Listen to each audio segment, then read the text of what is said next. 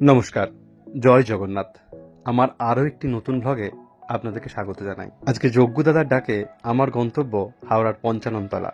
হ্যাঁ, ঠিকই ধরেছেন, হাওড়ার পঞ্চাননতলার ঘোষ বাড়ির রথযাত্রা। সকাল সকালই প্ল্যানিং ছিল ওর বাড়িতে আসার, কিন্তু আমি তো লেটের রাজা। লেট করা আমার জন্মগত অধিকার, তাই লেট তো একটু হবেই। অনেকটাই দেরি হয়ে গেল।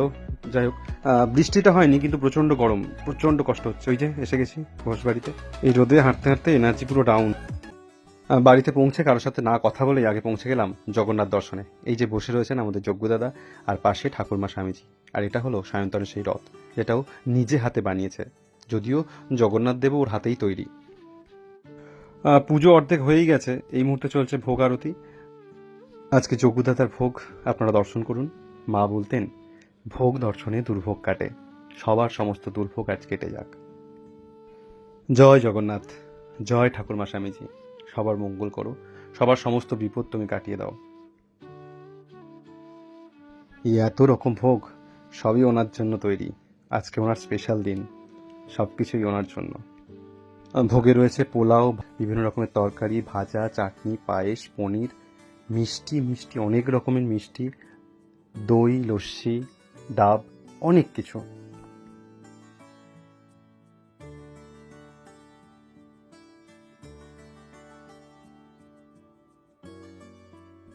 হোমের এই আগুনে সমস্ত অশুভ শক্তি নাশ হয়ে শুভ শক্তির সূচনা হোক। মনের সব অজ্ঞানতা, সব কালিমা আজ সব দূর হয়ে যাক। রথ সম্পূর্ণরূপে সেজে উঠেছে, আর কিছুক্ষণ পরেই এই রথে করে আমাদের যজ্ঞদাদা অর্থাৎ জগন্নাথ দেব বেরোবেন তার ভক্তের উদ্দেশ্যে। ভক্ত আর ভগবান আজ এক হয়ে উঠবে। এইখানে যে সুন্দর সিংহাসনটি দেখছেন, এটি তৈরি করেছে মিঠুনদা।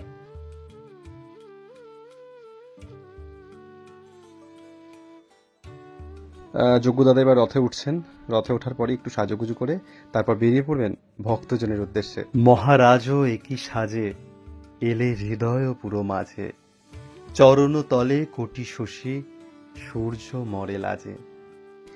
অবশেষে সেই শুভক্ষণ আগত, যখন ভক্ত এবং ভগবানের মিলন হতে চলেছে। রথের দড়িতে টান পড়েছে, কাসর, ঘণ্টা, বাদ্য সহযোগে, এবং সব থেকে বড় কথা, মানুষের আবেগ ভক্তির সেই রথ এবং ভক্তের সেই ভগবান ধীরে ধীরে এগিয়ে চলেছে তার ভক্তের উদ্দেশ্যে। এই মুহূর্তে আমাদের শোভাযাত্রা হাওড়া ময়দানের দিকে অগ্রসর হয়েছে। যত শোভাযাত্রা এগিয়েছে, তত বহু মানুষের সমাগম হয়েছে আমাদের এই শোভাযাত্রায়। তারা একে একে এসে আমাদের এই শোভাযাত্রায় যোগ দিয়েছেন। কেউ চেয়েছেন একটিবারের জন্য তাদের ভগবানকে ছুঁয়ে দেখতে, রথের দড়িকে একবার স্পর্শ করতে, যাতে তার সমস্ত পাপ ধুয়ে যায়।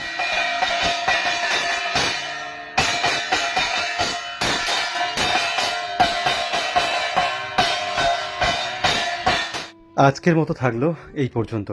দেখা হচ্ছে পরবর্তী পর্বে আবার অন্য কোনো ভিডিও নিয়ে। ততক্ষণ পর্যন্ত আপনারা খুব ভালো থাকুন, সুস্থ থাকুন আর পাশে থাকুন। ধন্যবাদ।